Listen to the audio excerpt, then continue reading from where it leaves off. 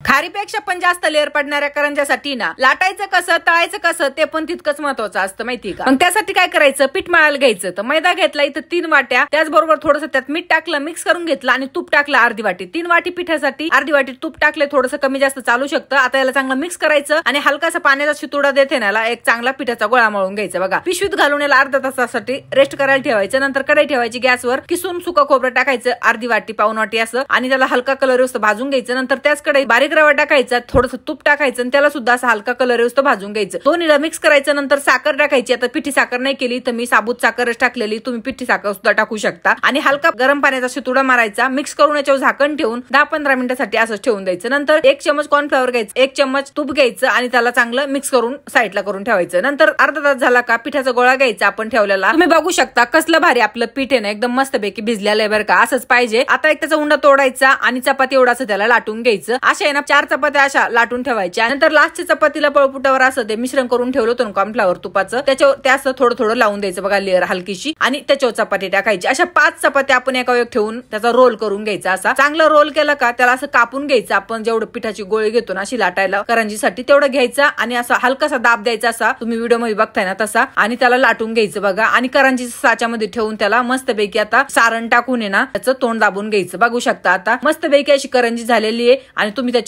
Line सुद्धा बघू शकता अशा मस्तपैकी पडलेल्या आहेत। आता तेल गरम करायला ठेवलं होतं इथं, मीडियम टू बारीक गॅसवर असं ठेवायचं तेल गरम करायला आणि मस्त अशा करंज्या तळून घ्यायच्या। आता आणि करंज्या टाकल्या का त्याच्यानंतर थोडंसं असं वरून त्याच्यात तेल टाकत जायचं, म्हणजे अशा लेअर सुटतात। तुम्ही बघू शकता आता कसल्या भारी झालेल्या आहेत। तर तुम्ही अशा पद्धतीने बनवल्या ना एकदम खुसखुशीत आणि तोंडात टाकताच विरघळणारे अशा आपल्या करंज्या होणार आहेत।